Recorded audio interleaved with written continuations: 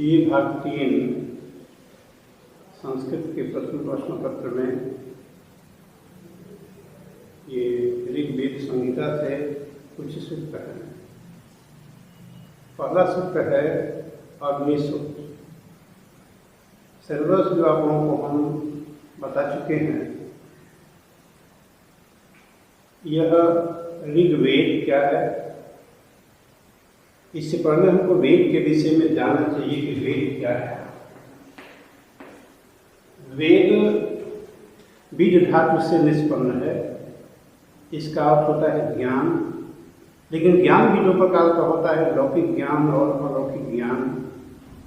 अलौकिक ज्ञान क्या है, लौकिक ज्ञान क्या है। लौकिक ज्ञान जो इस लोक का ज्ञान है, और जहाँ इसकी सीमा समाप्त होती है वहीं से अध्यात्म ज्ञान शुरू होता है। उसी को हम आध्यात्मिक ज्ञान भी करते हैं, अलौकिक ज्ञान भी करते हैं। अलौकिक ज्ञान में क्या है, आत्मा क्या है, परमात्मा क्या है, सृष्टि क्या है, कैसे संरचना होती है, इत्यादि चीजें अलौकिक ज्ञान के अंतर्गत आती हैं। यह वेद के 4 विभाजन हैं। वेद के 4 विभाजन हैं। पहला है ऋग्वेद, दूसरा है यजुर्वेद, तीसरा है सामवेद, चौथा है अथर्ववेद। कई ग्रंथों में जो वेद के विद्वान नहीं करते कि वेदों की संख्या 3 नहीं है। ऐसा क्यों है? अथर्ववेद को वो वेद नहीं मानते क्योंकि बाद में जोड़ा गया है। इसका मुख्य बिंदु ये है कि ऋग, यजुः और साम जो 3 वेद हैं, इनका जो ज्ञान है, इसका जो बौद्धिक विषय है वो अध्यात्म से संबंधित है। और जो चौथा वेद अथर्वण, जिसको बाद में जोड़ा गया, यह अथर्वण और अंगिरस 2 ऋषियों के संयोग से बना है। इसमें तत्कालीन सामाजिक चित्रण है। दूसरा जो इसका भाग है वह आयुर्वेद को प्रारंभ करता है। आयुर्वेद का मूल बिंदु यही अथर्ववेद ही है। चूंकि इसमें अलौकिक कोई तथ्य नहीं मिलता, इसलिए इसको अधिकांश विद्वान वेद नहीं मानते हैं। ऋग्वेद के 10वें मंडल में भी एक चर्चा आई है, यहाँ 3 ही वेद की चर्चा है।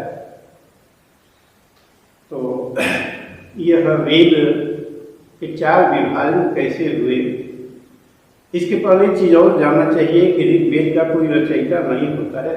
वेद का एक नाम श्रुति है। श्रुति माने सुनना, जिसको हम सुनते हैं। पहले यह कर्म परंपरा से चला। एक व्यक्ति, एक ऋषि ने, मंत्रद्रष्टा ऋषि ने दूसरे को सुना दिया, वह याद कर लिया। लिपिबद्ध वेद नहीं।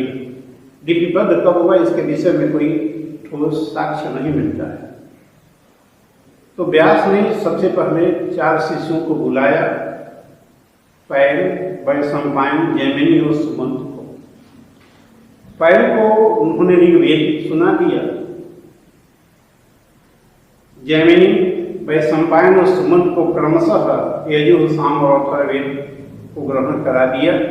इसके बाद ये जो आचार्य हैं, मंत्रद्रष्टा हैं, इन्होंने अपने हिसाब से अन्य ऋषियों को बुला करके थोड़ा थोड़ा उसका भाग वितरित कर दिया। इस प्रकार वेदों की कई शाखाएं हो गई।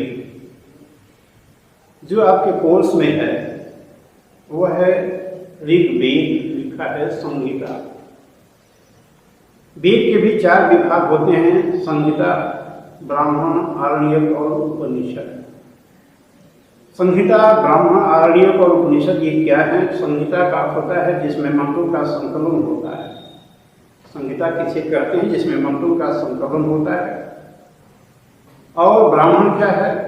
ब्राह्मण किसी जाति से नहीं, मतलब वेदों की जो व्याख्या हुई है वही ब्राह्मण ग्रंथ कहलाते हैं। आरण्यक का संबंध अरण्य से है। अरण्य में जो पाठ पढ़ा जाता है उसे हम आरण्यक कहते हैं। यह पहले नियम था कि गांव से उत्तर पर 20 मील की दूरी पर एकांत स्थान में इसको पढ़ने का स्थान निर्धारित किया गया, तो इसलिए उसको आरण्यक कहते हैं। उपनिषद शब्द को वेदांत भी कहते हैं क्योंकि वेदों का अंतिम भाग वेदांत है, इसको उपनिषद भी कहते हैं। यह उपनिषद रूप से बना हुआ है। इसका अर्थ होता है गुरु के समीप में बैठ करके आध्यात्मिक चर्चा करना। गुरु के समीप में बैठ करके आध्यात्मिक चर्चा करना, आत्मा क्या है, परमात्मा के, इस तरह की जो चर्चाएं होती हैं, ये सारी चीजें उपनिषद में आती हैं। हर वेदों के अलग अलग उपनिषद होते हैं, हर वेदों के अलग अलग संहिताएं होती हैं। तो यह उपनिषद के वर्ण विषय की एक विशेषता यह है कि इसमें एक ऐसा रोचक आख्यान प्रस्तुत करता है ऋषि।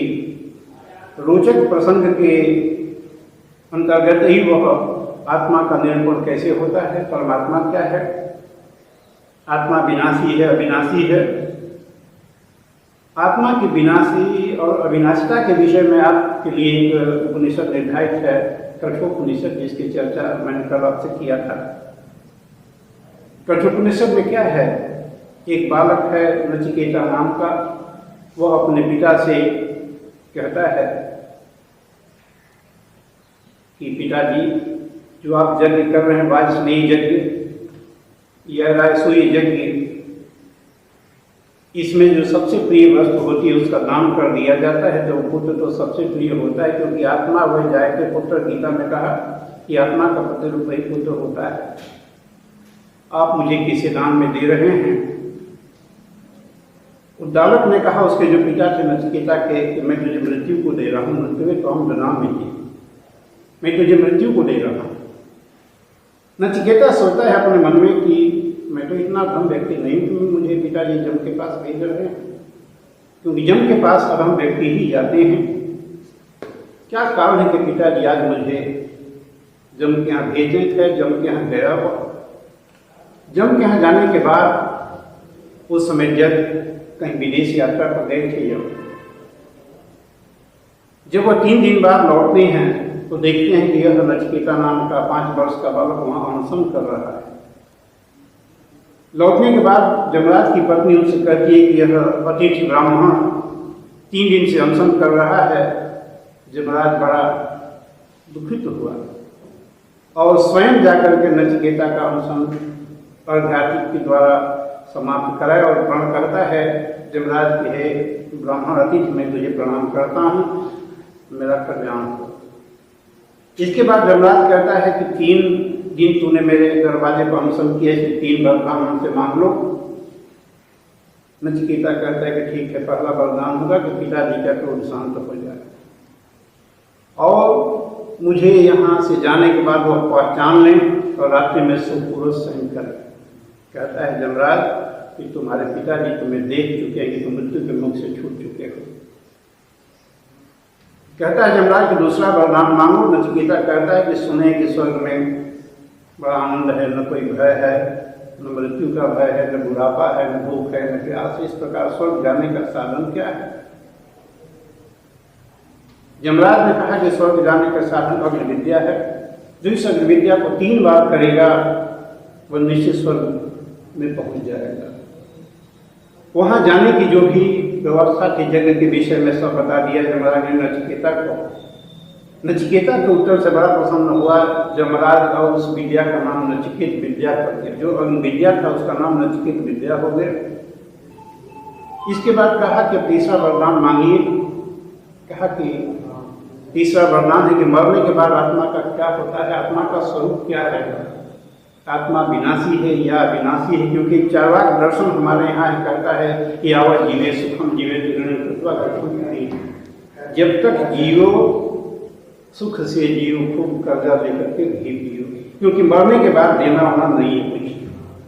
दूसरा दर्शन ये कहता है, गीता दर्शन में क्या है कि आत्मा अविनाशी, उसका विनाश नहीं होता है। पूरा गीता इसी पर है, आत्मज्ञान पर ही है।